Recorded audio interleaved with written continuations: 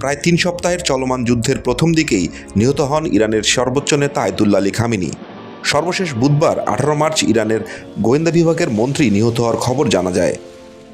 এছাড়া ইরানের প্রশাসনের একাধিক ঊর্ধ্বতন শীর্ষ কর্মকর্তা নিহত হওয়ায় দেশটির ক্ষমতার কেন্দ্রে এখন বড় ধরনের বিপর্যয় তৈরি হয়েছে।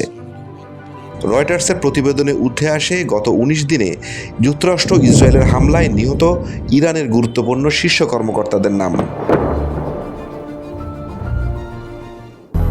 ২০০-র বেশি সার্ভিস ও ফিচারে লেনদেনের সব বিকাশ অ্যাপে সম্ভব।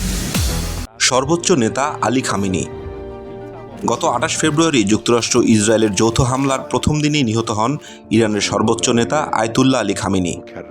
১৯৮৯ সাল থেকে ক্ষমতায় থাকা খামেনি দীর্ঘ সময় ধরে দেশটির নিরাপত্তা কাঠামোর উপর দৃঢ় নিয়ন্ত্রণ প্রতিষ্ঠা করেন এবং যুক্তরাষ্ট্র ও ইসরায়েলের প্রতি কঠোর অবস্থান বজায় রাখেন।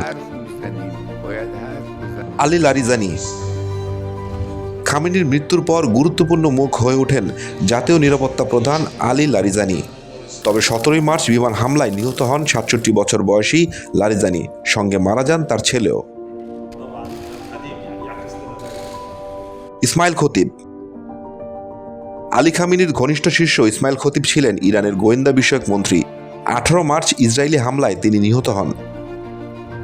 ১৭ মার্চ হামলায় নিহত হন আধা সামরিক বাসিস বাহিনীর কমান্ডার ও আইআরজিসির ঊর্ধ্বতম কর্মকর্তা গোলাম রেজা সোলাইমানি। ২০১৯ সালের হিজাব ইস্যুতে বিক্ষোভ দমনে যার ভূমিকা ছিল বিতর্কিত ও সমালোচিত। Ali Shamkhani. আলী খামেনির ঘনিষ্ঠ উপদেষ্টা ও জাতীয় নিরাপত্তা পরিষদের সচিব আলী শামখানি ছিলেন ইসরায়েলের হামলার লক্ষ্যবস্তু।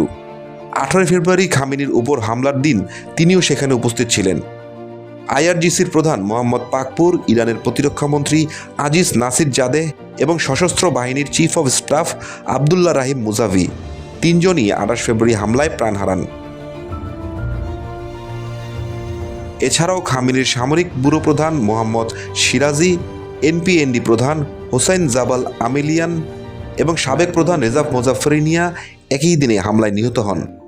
নিহত হন ইরানের জরুরি কমান্ড কাঠামোর গোয়েন্দা প্রধান সালেহ আসাদিও।